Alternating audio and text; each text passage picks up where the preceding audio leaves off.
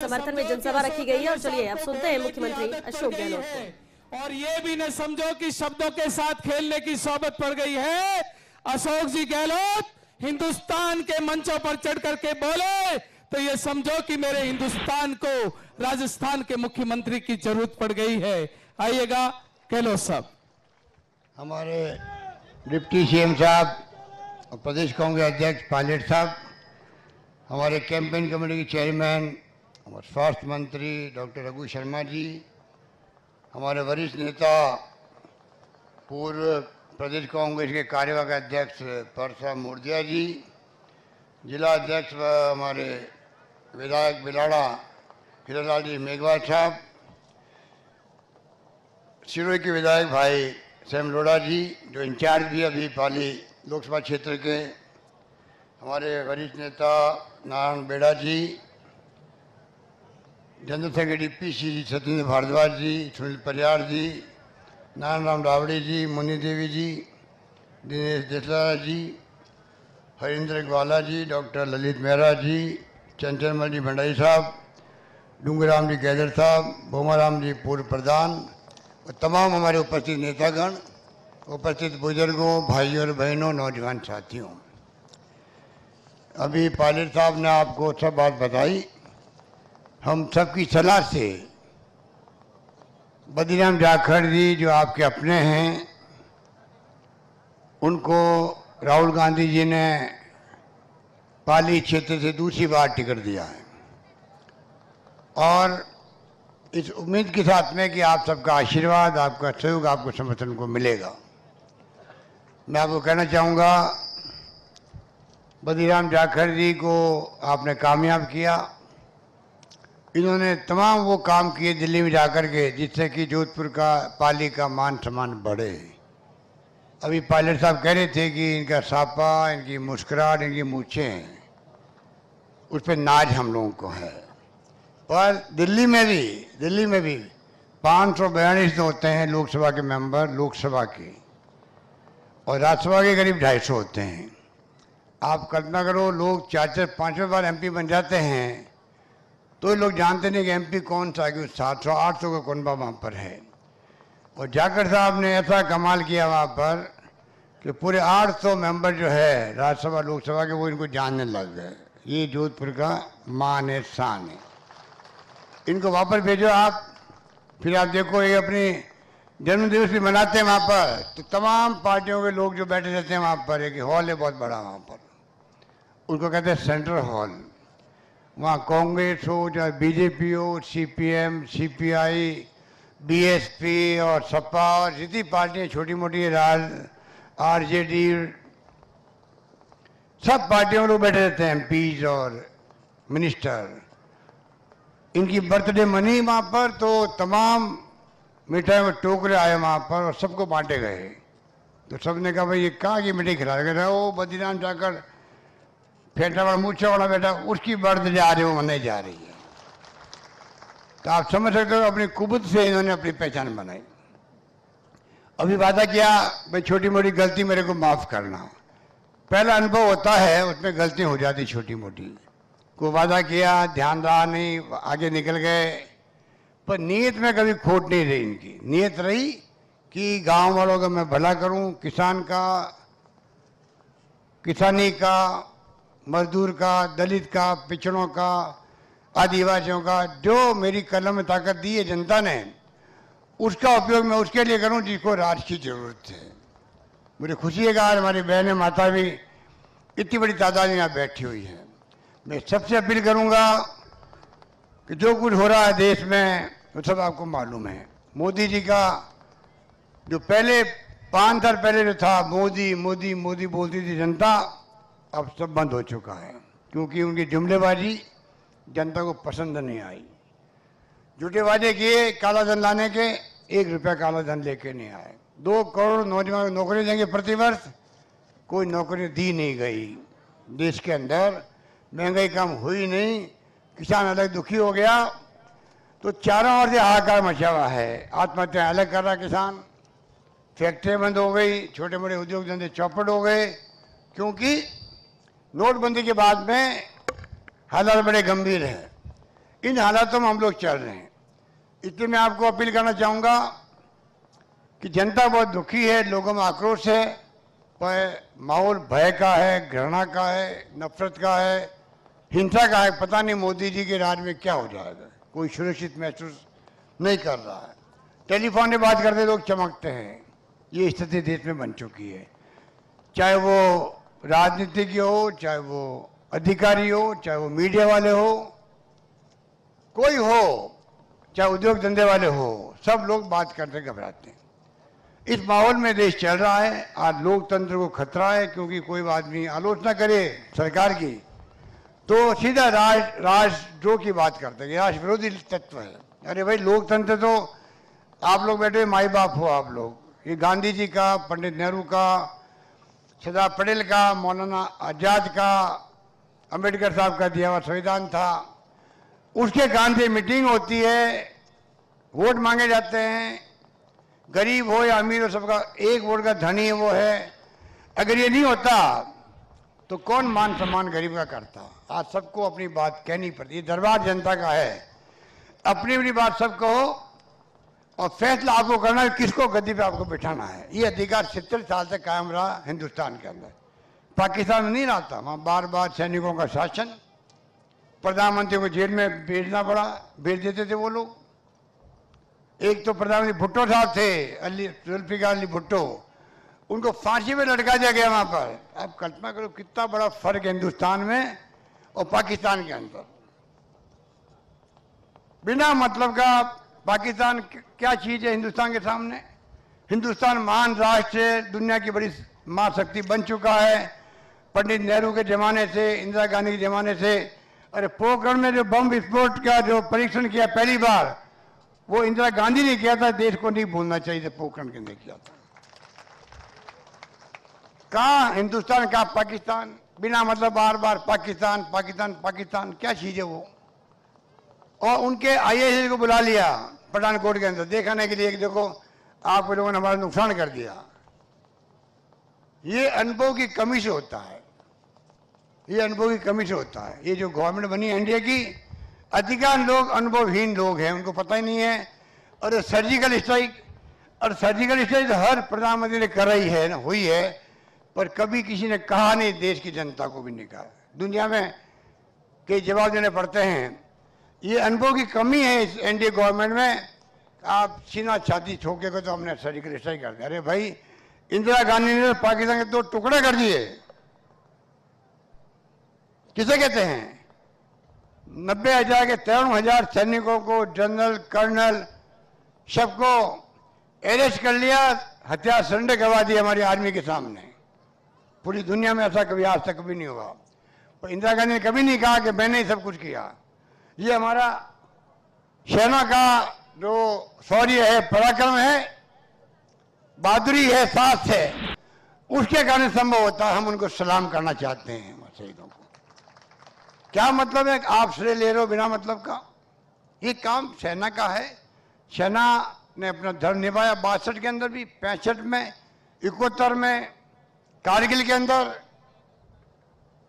कितने लोग शहीद हुए हमारे, आप सोच सकते हो। चाहे जोधपुर हो, नागौर हो, शेखावटी हो, घर घर की कहानी अलग है। तो ये जिस प्रकार से बातें कर रहे हैं, आपको सावधान रहना चाहिए। मैं आपको इतना कहना चाहूँगा, उनके वादे पूरे नहीं हुए, इसलिए आज आपके सामने आके क्या काम हमने किए, उपलब्धि बताते नहीं वो लोग। उनको उपलब्धि बतानी चाहिए थी, हमने ये काम किए, वादे किए, निभाए, अब आगे ही करेंगे। फिर आप फैसला करो सबके बात सुन करके, वो नहीं करेंगे। कांग्रेस ने जो कहा वो किया है। राहुल गांधी जी ने कहा कर्जे माफ करो। आप सोचे करीब 500 करोड़ के कर्जे, 503 करोड़ के कर्जे तो खाली जोधपुर में माफ हुए हैं, आपके पाली क्षेत्र में माफ हुए हैं। बावड़ी, भोपालगढ़ और जो पूरा क्षेत्र है जोधपुर जिले का, 530 करोड़ वहाँ माफ हो गए। पाली जिले में अलग माफ हो गए। और जो नेशनल बैंक है, हमारी राष्ट्रीयकृत बैंक है, उनके कर्जे भी चुनाव के बाद में हमारी बातचीत चल रही है। जो एनपी उनका माफी करेंगे हम लोग, जो काम हम करेंगे। हमने आपके गांव में कोई पानी का बिल आएगा ही नहीं, पानी के बिल माफ कर दिए गए राजस्थान का, हमने किया है। इस प्रकार से कोई कमी रखी नहीं है। हमने जो कहा वो किया है। आगे भी वही काम करेंगे जो हमने कहा है। 5 साल तक बिजली की दर बढ़ेगी नहीं। 2 रुपये दूध के अंदर हमने प्रति लीटर अनुदान दिया है। पशुपालकों को वो अलग दिया है। ज़्यादा गरीब आदमी है बीपीएल के, स्टेट बीपीएल के, अंत्योदय वाले, उनको 2 रुपये नहीं बल्कि 1 रुपये किलो गेहूँ मिलेगा अब, वो भी हमने कर दिया है। और बेरोजगारी भत्ता दे दिया है।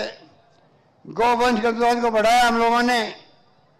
आर्थिक आधार पर भी जो SC ST OBC के नहीं है लोग, उनके लिए भी 10% आरक्षण राजस्थान में लागू कर दिया हम लोगों ने।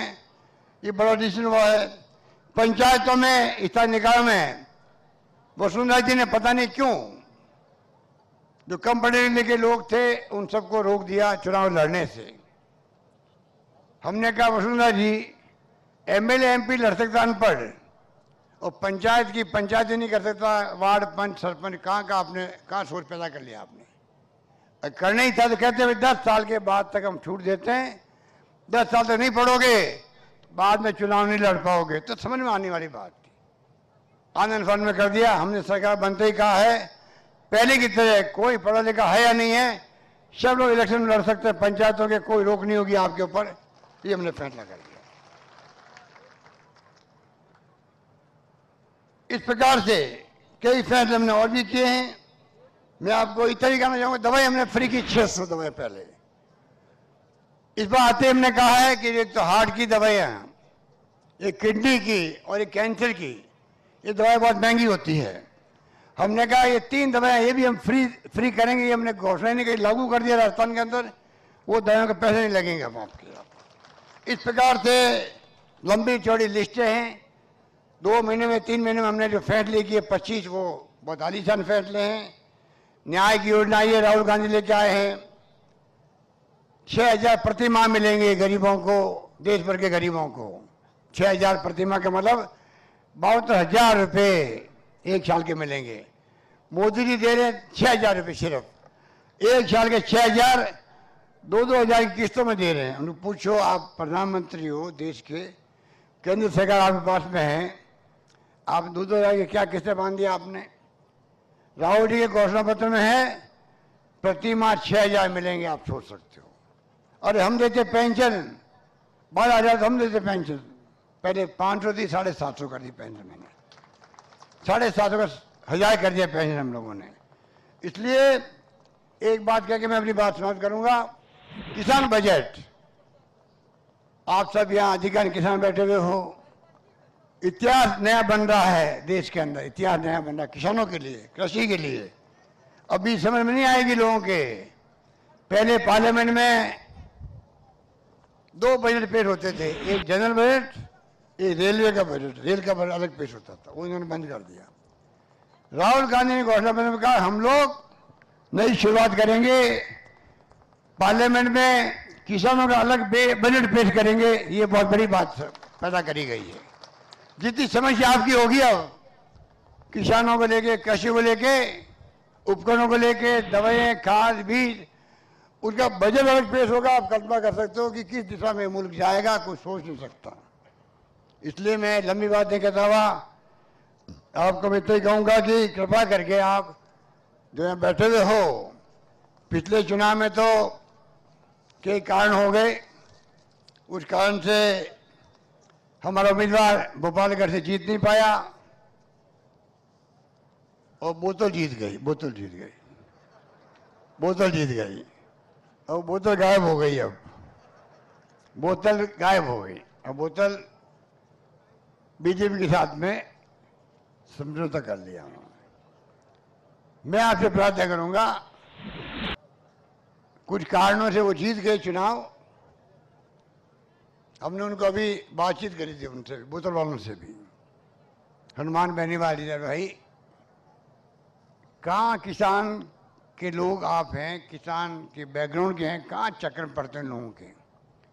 आपको कांग्रेस का साथ देना चाहिए था। आपको पवाड़े रे नागौर को लेके ही और मैंने कहा दुश्मनी काम की नहीं होती है, आप पर भाईचारा रखो, ज्योति मिर्दा हो, हनुमान बेनीवाल हो, तब जाके किसानों को भला होगा, बजाय इसके कि अलग अलग रहने से। पवन को मेरी बात पसंद नहीं आई और वो चले गए। अमित शाह जी के चक्कर के अंदर। अमित शाह जी और नरेंद्र मोदी 2 लोग राज कर रहे हैं। वो आप देख ही रहे हो क्या हो रहा है देश के अंदर। तो मैं आपसे अपील करूंगा कि आप पुनः वापस जो है ये सीट जीतना जरूरी है हमारे लिए। आज देश को कांग्रेस की जरूरत है। देश में वो ताकतें बैठ गई जिनका लोकतंत्र में यकीन नहीं है, झूठे वादे करते हैं, लोगों को भड़काते हैं। राहुल गांधी कहते हैं आप प्यार से भाईचारे राजनीति करो, हमारी कोई दुश्मनी आपसे नहीं है, पर स्थिति बड़ी खराब है। तो मैं आपसे अपील करूंगा कृपा करके आप जो आप पधारे हो, आप सब मिलकर के आशीर्वाद दोगे आप बलीराम जाखड़ जी को। भोपालगढ़ के लोग हो तो वहाँ से तो जिंदगी शुरू करी है प्रधान के रूप में भी। पाली जिले से हम एक बार वापस जीते और कड़ी से कड़ी जुड़ेगी हमारी सरकार, हमारी यहाँ पर है। ये जीत के जाएंगे, आपकी पैरवी करेंगे दिल्ली के अंदर भी, राजस्थान में पैरवी करेंगे। हमारे एमएलए यहाँ नहीं है तो इनकी पैरवी काम आएगी। आपकी पैरवी, आपका काम जो है बलीराम जाखड़ लाएगा मेरे पास में, और मैं आपसे वादा करता हूं कि कोई काम रुकेगा नहीं आपका, ये मैं कह सकता हूं आपको। इसलिए कृपा करके बलीराम जाखड़ जी को वकील बनाओ, जयपुर के लिए भी और दिल्ली के लिए भी। यही बात कहता मैं बात समाप्त करता हूं। धन्यवाद। जय हिंद। धन्यवाद। बहुत बहुत धन्यवाद। हेलो, स्वागत करेंगे गहलोत साहब का। मैं दिनेश देसरला से निवेदन। तो जोधपुर में पाली प्रत्याशी बद्रीराम जाखड़ के समर्थन में जनसभा को संबोधित कर रहे थे। बावड़ी में सीएम अशोक गहलोत विरोधियों पर जमकर हमले किए। और इस बार अगर मारवाड़ की कुछ सीटों को देखें तो बहुत महत्वपूर्ण ये चुनाव हो जाता है। फिर चाहे हम खुद जोधपुर सीट की बात करें या पाली सीट की बात करें या जैसलमेर बाड़मेर सीट की बात करें, ये वो सीट हैं जहां पर इस बार सियासी समीकरण बहुत रोचक हो गए हैं। और अगर पाली सीट की बात करते हैं तो सिटिंग एमपी जो यहां से हैं, जो केंद्रीय राज्य मंत्री हैं पीपी चौधरी, उनको बीजेपी ने अपना कैंडिडेट बनाया है और उनके सामने बद्रीराम जाखड़ को उतारा गया है, जो एक अनुभवी चेहरा है, एक बड़ा फेस माने जाते हैं कांग्रेस के और पहले सांसद भी चुने जा चुके हैं। उनको इस बार चुनाव मैदान में फिर से उतारा गया है और उन्हीं के लिए ये प्रचार मुख्यमंत्री कर रहे हैं। मारवाड़ से सीधा जुड़ाव मुख्यमंत्री अशोक गहलोत का रहा है। और देखिए किस तरह से संबोधन के बाद एक बार फिर से उनका स्वागत किया जा रहा है। सूट की माला पहनाकर, फूलों की माला पहनाकर उनका स्वागत हो रहा है। डेप्यूटी सीएम ने भी यहाँ पर संबोधित किया, मंत्री रघु शर्मा ने भी संबोधित किया और अब साफा पहनाकर डेप्यूटी सीएम का भी एक बार फिर से स्वागत किया जा रहा है मंच पर। तो बावड़ी से लाइव तस्वीरें आपके सामने इस वक्त। सचिन पायलट को आप तस्वीरों में देख सकते हैं और मंत्री रघु शर्मा भी यहाँ मौजूद हैं।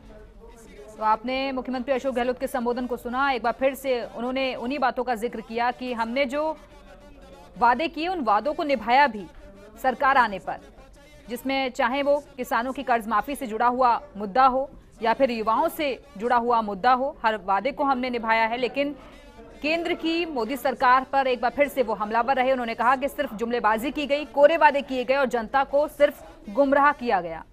लेकिन संबोधन खत्म करने के बाद अब नीचे मंच से आते हुए मुख्यमंत्री अशोक गहलोत, क्योंकि आज उन्हें और भी कई कार्यक्रमों में शामिल होना है, तो इंदिरा गांधी के कार्यकाल का भी जिक्र किया। हर मंच से सीएम अशोक गहलोत उस कार्यकाल को याद करते हैं कि किस तरह से पाकिस्तान से बांग्लादेश को अलग करवाने में एक बड़ी भूमिका इंदिरा गांधी की रही, कितनी सशक्त वो प्रधानमंत्री रही। 1962 के युद्ध का भी जिक्र होता है, 1975 के युद्ध का भी जिक्र होता है कि भारत कितना मजबूत शुरू से रहा, लेकिन अब सेना का दुरुपयोग किया जा रहा है, सेना के नाम का इस्तेमाल करके सियासत चमकाने की कोशिश की जा रही है। और इस तरह से एक बार फिर से उन्होंने केंद्र सरकार पर, पीएम मोदी पर हमले किए। तो स्थानीय मुद्दों के साथ साथ जो एक सबसे बड़ा मुद्दा राष्ट्रवाद का, जिससे बीजेपी इस बार के चुनाव में सबसे प्राथमिकता पर रख रही है, उसको लेकर बार बार हमले किए जा रहे हैं। मुख्यमंत्री के संबोधन को अगर आप सुनिए तो वो ये जरूर मुद्दा उठाते कि किस तरह से अब जनता को गुमराह करने की कोशिश की जा रही है। इसके बाद नागौर जाएंगे। नागौर में भी इस बार का मुकाबला बहुत रोचक है। बेनीवाल फैक्टर की वजह से जिस तरह से हनुमान बेनीवाल एनडीए में शामिल हुए हैं,